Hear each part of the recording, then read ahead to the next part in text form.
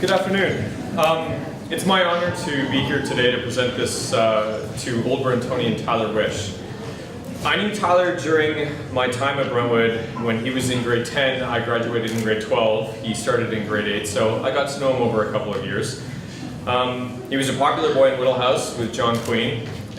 Most of my memories of him, though, involve him mucking around, and he could always be located by his signature goofy laugh, which I encourage you to try and get out of him because you won't forget it. My brother was very good friends with him, my younger brother, and he played rugby with him for a number of years, and often remembers Tyler as not being a brain, but was always observant, intelligent, and always quick-witted.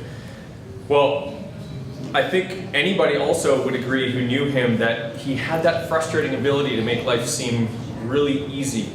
He was very good at most of the things that he did. Well, since grade 10, Tyler has established a wonderful family with his wife Holly and their 2 children. And he since then was clearly able to harness hard work and focus and marry it with his talent, given what I'm about to read to you. He is now a biotechnology entrepreneur interested in data-driven medicine and computational drug discovery. He is also an advocate for Canadian-led innovation and youth STEM education, and a former national rugby athlete who received his PhD in medicine from Memorial University in 2012. Tyler co-founded Sequence Bio, a privately held venture-backed biotechnology company that is leading the Newfoundland 100,000-person genome sequencing project designed to advance big data drug discovery. As CEO, Tyler was instrumental in forming the company's foundational partnerships and raising $5 million in seed capital from top-tier angel and venture capital investors in Canada and Silicon Valley. Over the years, Tyler and the company were profiled in numerous industry investment and public policy forums, including BioInvestor Forum, the Precision Medicine World Conference, Canada 2020, and Bloomberg TV. Tyler's also played a role in the broader Canadian innovation ecosystem.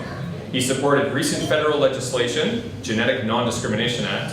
He was a member of Biotech Canada's Emerging Company CEO Advisory Committee, and he was appointed as one of 10 Canadian innovation leaders by the Federal Minister of Innovation, Science and Economic Development. As a Canadian innovation leader, Tyler worked with stakeholders to advise government on policy that would enhance the competitiveness of Canada's innovation companies.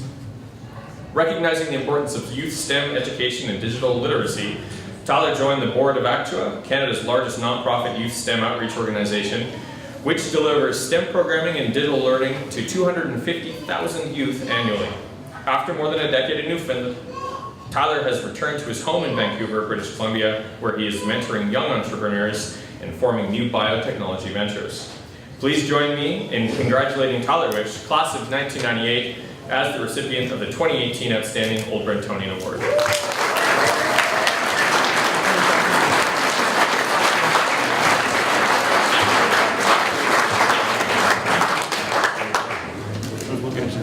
Yeah, come this way so you're right there. The height differential is about the same. A bit better. Hold up.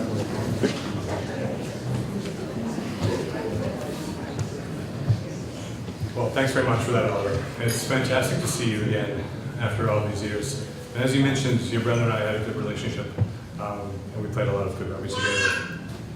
So it's been several years since I've been back to this campus, and it's wonderful to see all the progress and development. It's wonderful to see all the faculty, and wonderful to see all these old and young Brentonians enjoy the Brentwood Regatta.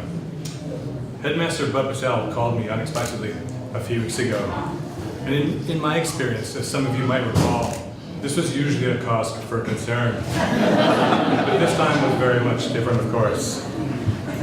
I tend to focus on the future more than the past, but my conversation with Bud gave me an opportunity to pause and think about my experience at Brentwood. It struck me that mentorship has always been an integral component of any success that I've experienced as a student, as an athlete, as an entrepreneur. And as I think about it now, mentorship is an integral facet of the Brentwood experience. It's established and reinforced continuously between students and teachers at the Ross Academic Center, between athletes and coaches on the water, between students and their house parents within dormitories. I have so many stories that I could share with you about mentorship in Brentwood, but I vividly remember a formative experience at a grade 9 rugby practice with who else but John Alpress. We as young players were struggling to effectively apply ourselves during a practice. And a slightly irritated John Alpress handed me a tackle bag and asked the rest of the fellows to circle around. He took a step forward and drove his shoulder into that bag with such force it lifted me clear off the ground and a few steps backwards. I'd never been hit that hard by a grown man in my life.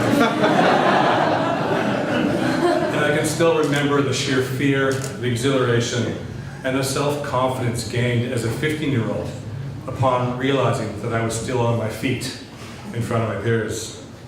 So not only was John teaching us the fundamentals of being a technically sound and physically imposing rugby player, to the standards of a New Zealander no less, but he was also setting the tone for how we would practice and for how we would play the game, for how we would treat each other as players, for how we would represent Brentwood on and off the field, with respect and fairness, with conviction and confidence, with hard work and integrity. As I moved on from Brentwood in '98, I spent the next 5 years at the University of Victoria, and I was exceptionally fortunate to be in the company of great mentorship again. In particular, Doug Tate, the head coach of the UVic Vikes rugby program.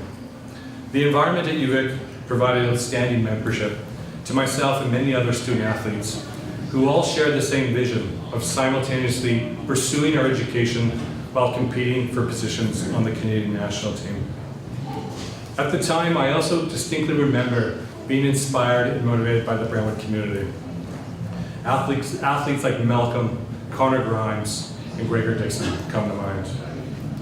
In 2005, I received an invitation from Dr. Pat Parfrey to go to Newfoundland to continue my education and continue playing rugby. Pat is a renowned physician, researcher, and rugby coach who became and continues to be an important mentor to myself and many others. Among many things, Pat is a master motivator, and he pushed me to complete my studies, continue competing at rugby, and to explore opportunities with entrepreneurship. And if you know Pat, you'll appreciate that he's done so in his own unique mentoring style. Although it could be subtle and persuasive at times, it was often in the form of a hammer or a literary thunderstorm. And in many ways, it reminded me of Nick Prowse and Jim Burrows as a young player many years ago. Following my PhD, I founded a biotechnology company. And as Oliver mentioned, it's a company leveraging kind of interesting big data approaches in conjunction with the unique population genetic characteristics of Newfoundland to advance healthcare and computational drug discovery. Entrepreneurship is a very difficult, challenging, but rewarding experience. And as a first-time entrepreneur and CEO, mentorship was critical for encouragement, for constructive feedback, for growth, both as an individual and as a company. And again, here, as an entrepreneur, I was fortunate to be surrounded by good people. All of that is to say that many of life's opportunities, milestones, successes, failures, in my experience anyways, have always been greatly influenced by mentorship. And I believe that the most valuable lesson I learned at Brentwood was understanding the intrinsic value of the mentee-mentor relationship. This served me very well. As I mentioned, I tend to focus on the future more than the past. So what does the future of work look like?